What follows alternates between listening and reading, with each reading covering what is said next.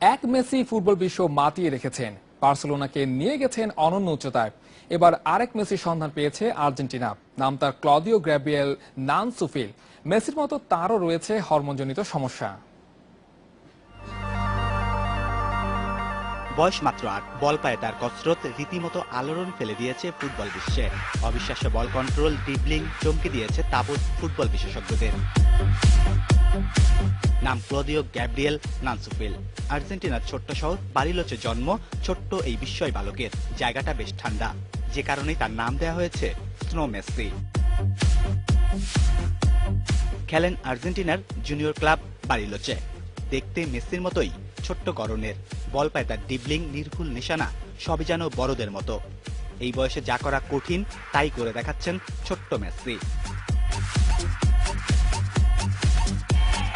পশ্চিম Argentina ও মধ্য চিলির Mapuche থেকে উঠে এসেছেন তার পরিবার। এখান থেকে উঠে এসেছেন চিলির বিখ্যাত ফুটবলার মার্সেলো সালাস। তবে ক্লদিওর গড়ন, খেলার ধরন সবই লিও মেসির মতো।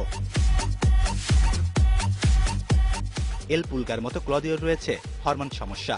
এ যেন মেসির ক্লোন। ইতিমধ্যে ম্যান ইউ, চেলসির রাডারে ধরা পড়েছে ক্লদিও। তাকে এখনই দলে নিতে প্রস্তুত ইংলিশ ক্লাবগুলো। তবে বিপত্তিটা অন্য জায়গায়। ইউরোপের ক্লাবগুলো ক্লদিওর খরচ বহন করলেও তার পরিবারের খরচ দিতে নারাজ।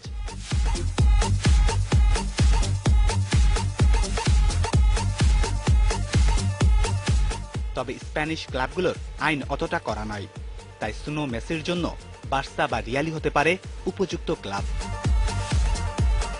Shamim Ahmed, independent news.